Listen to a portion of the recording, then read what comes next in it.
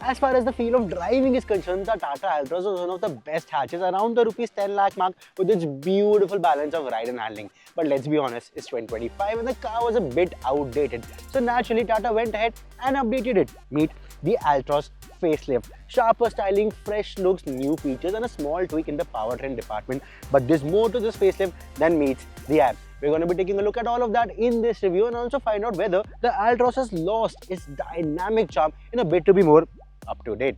Let's get right into it.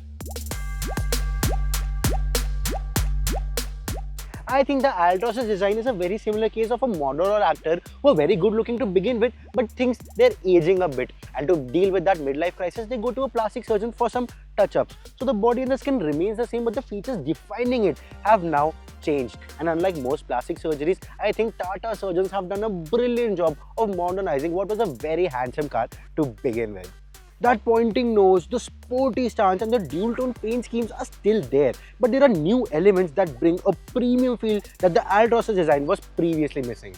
Viewed dead on it sort of looks like it's mad at you. The sharp creases on the bonnet, the sleek LED DRLs, the twin-pod LED headlights and the very familiar LED fog lamp housing look sharp, look serious.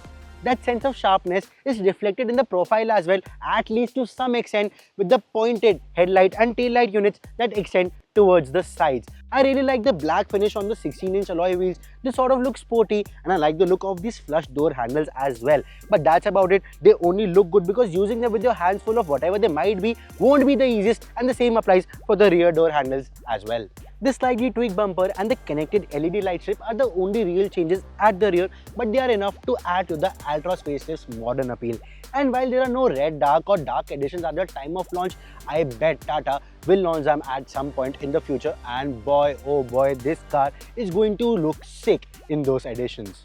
Overall, I really like what Tata has done with the design of the Altroz facelift, but there are issues which come in the form of inconsistent panel gaps in multiple places and wonky DRLs.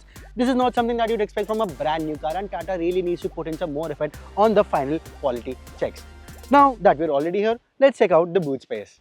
If you're wondering why the color of the car has changed, that's because the model we were shooting was a CNG and this is a diesel. Now in terms of the actual boot space figure and the shape, it's unchanged at 345 liters. There's enough space for you to accommodate 4 cabin trolleys with ease and space to store your laptop bags on small duffel bags of sorts. The seats do fold, but there's no 60-40 split, and remember, you don't get a flat floor, so pushing those larger items will take additional effort. Even with the CNG, you got a rather usable boot space thanks to the dual cylinder layout of the CNG tanks. So 2 people's luggage for a weekend's outing is a pretty easy task.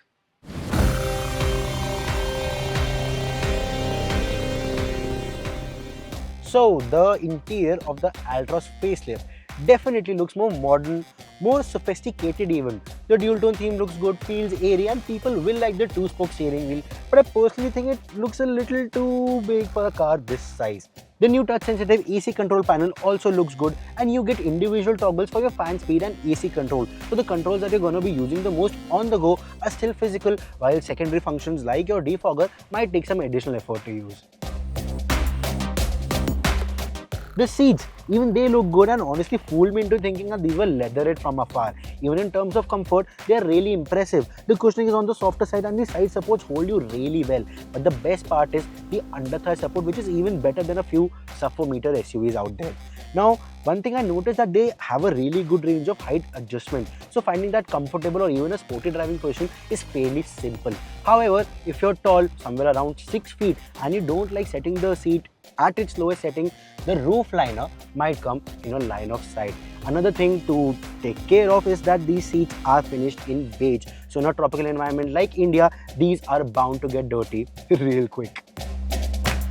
Now quality-wise, the Altroz won't make you go wow, but there are no real complaints either. There's soft touch fabric material on all major touch points, the gear lever and the steering wheel gets wrapped in leatherette, and almost all the plastics have a really nice smooth finish to them, save for this bit on the passenger side dashboard, which feels a little harsh to run your fingers across because of its textured design.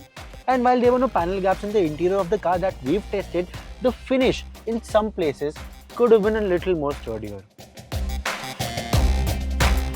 Even in terms of practicality, the Altroz offers plenty for a family of 4. There are well thought out door pockets on all 4 doors, and the front doors even get a dedicated section for a small umbrella. The glove box is massive with dedicated sections for different stuff for you to store. There are 2 cup holders in the center for both the front and rear passengers.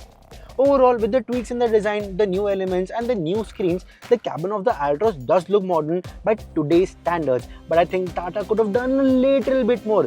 The treatments on the Nexon and the Safari really upped the game both in terms of the design and quality. Right now, with the Altroz, Tata has done just about enough, but I don't think this cabin design is going to look that fresh in the years to come, especially considering the fact that this car is going to be on sale for at least 3 years without any major rework.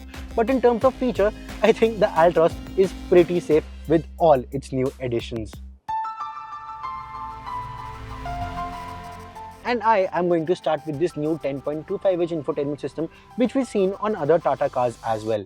The resolution is bright, the graphics are crisp, and the user interface is pretty straightforward, which makes it easy to use as well. There's wireless connectivity for Android Auto and Apple CarPlay, and there are no real issues in terms of response times as well. And I know that this screen has had some glitches in other Tata cars, but in our time with this car, this screen has worked flawlessly.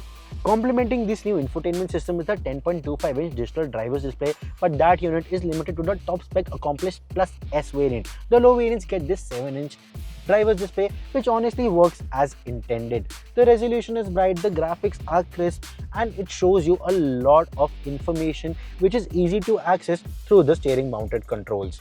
Compared to the bigger screen, this only misses out on integration for the map and blind spot monitor display. And I think the latter is a bigger issue because in this car, when you indicate, the blind spot monitor takes the entire infotainment system, and if you're navigating in a place that you're not aware of, you're not versed with, taking the correct turn can get a little tricky.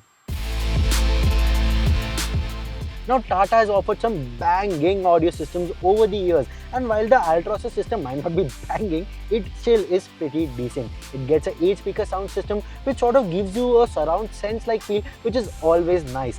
As long as you listen to music at medium volume, you won't have any real issues, but it does tend to lose its crispness as you increase the volume. The execution of the Altroz's 360-degree camera or surround view camera is actually pretty great. Not only does it activate when you put the car in reverse, but you can also access it via the button on the AC control panel. And it is really useful in really tight traffic situations because not only do you get 2D and 3D modes, you also get different angles to view it from, which makes it easy to maneuver the car in traffic situations. Now, while the camera quality and the execution is good, the rear parking sensors seem to be a little too sensitive, as you can see right now. Charging duties are covered by 2 Type-C fast charging ports, one at the front, one at the rear, and the front passengers also get a 12-volt socket and a USB port. In terms of your daily use features, there's everything that you could wish for. There's keyless entry, push button start stop, cruise control, wireless phone charger, auto AC, and you even get an electric sunroof on days when you want to admire the sky. Probably not today, it's rather cloudy and you can't see anything.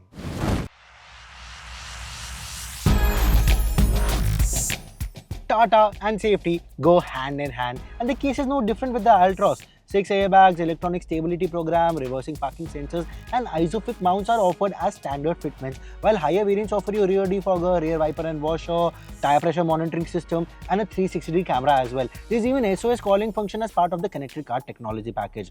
As far as the safety ratings go, the pre-facelift model had scored a 5-star rating, and because the platform is the same, we expect the Altroz facelift to retain the same rating as well.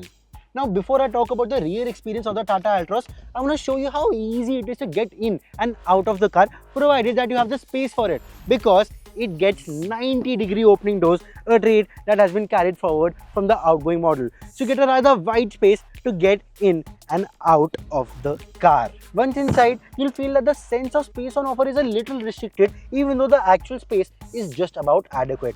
Now, I'll talk about space in a minute because I'm sure you must have noticed that we've put the seat belts on even though there's nobody sitting here, and that is because the seat base has got no load sensors. So if you don't have the seat belts buckled in and you get off, the beep sensor will beep for a good 60 seconds before it shuts up.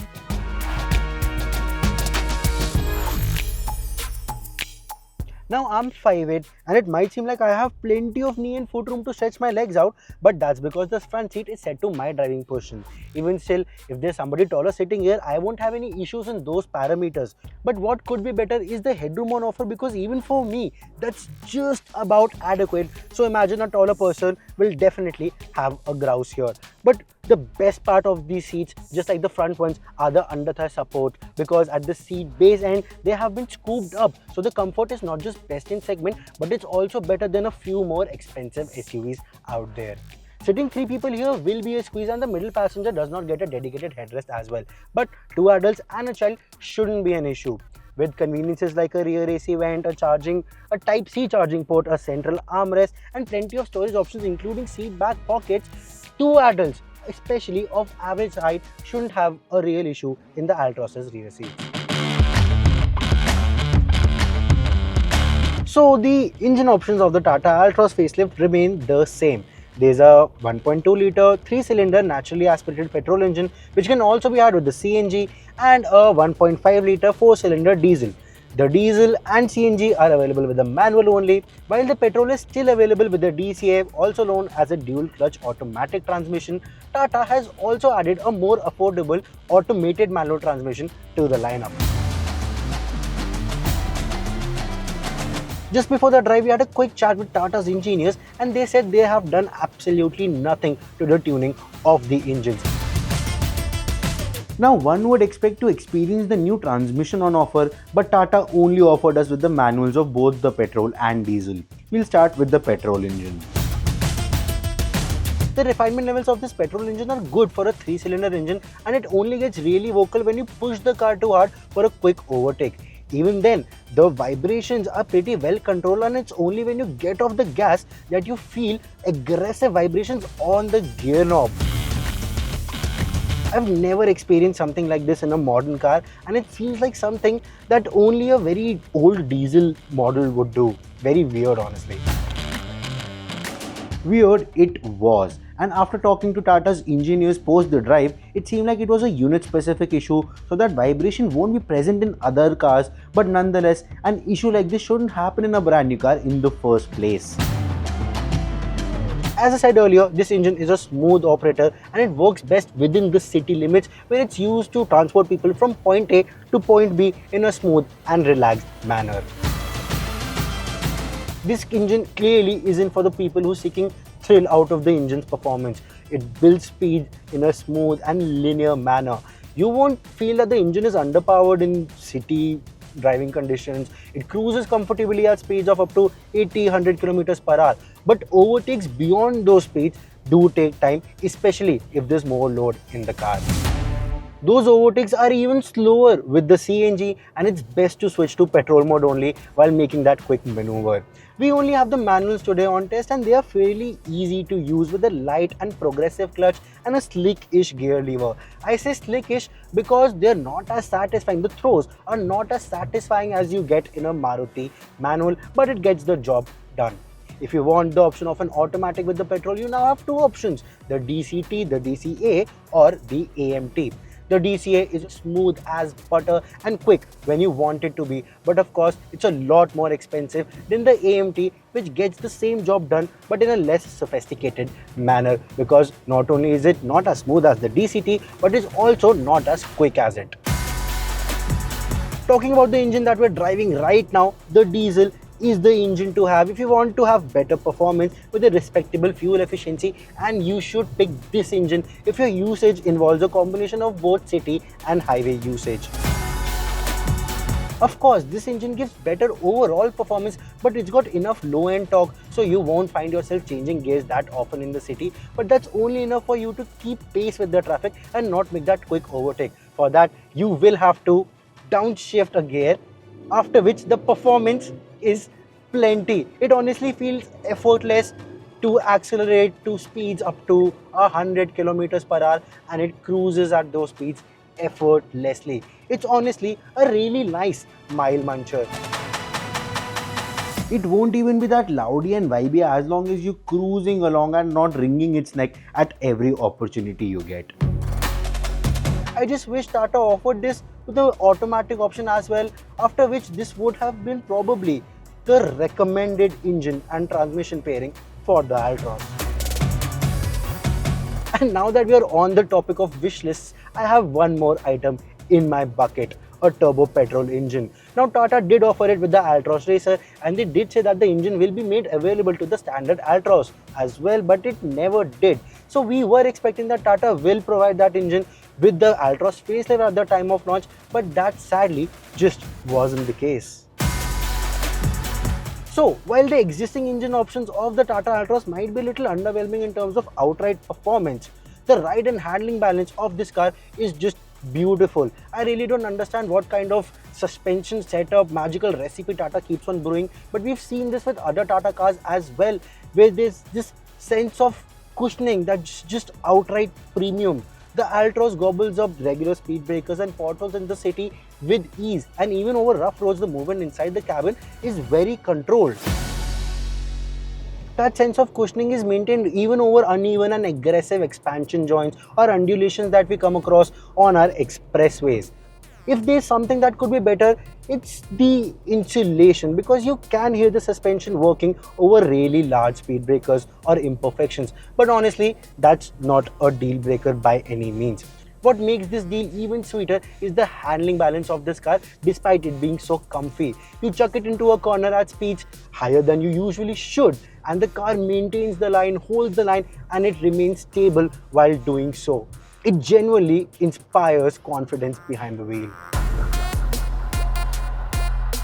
And for that reason, honestly, this car, this setup deserves better, deserves a more exciting, a more powerful, a turbo petrol engine. And that brings me to the verdict of the Altroz facelift. Maybe a racer version packing that turbo petrol engine is on the way, maybe it's not. Tata wasn't giving any confirmation on this. But what I know for a fact is that this car deserves one. Because with this facelift, the Altroz is arguably the most stylish hatchback money can buy around the rupees 12 lakh mark. And at that price, its feature and safety package is second to none. What hasn't changed with this facelift are the fundamentals of the hatchback, which is a good thing because the space and practicality quotient of this car is still good. The seat comfort has only been improved, and that balance between a comfortable ride and dynamic package has still been maintained. The only thing left is a better fit and finish and that turbo petrol engine, because after that the Altroz will have something for everybody.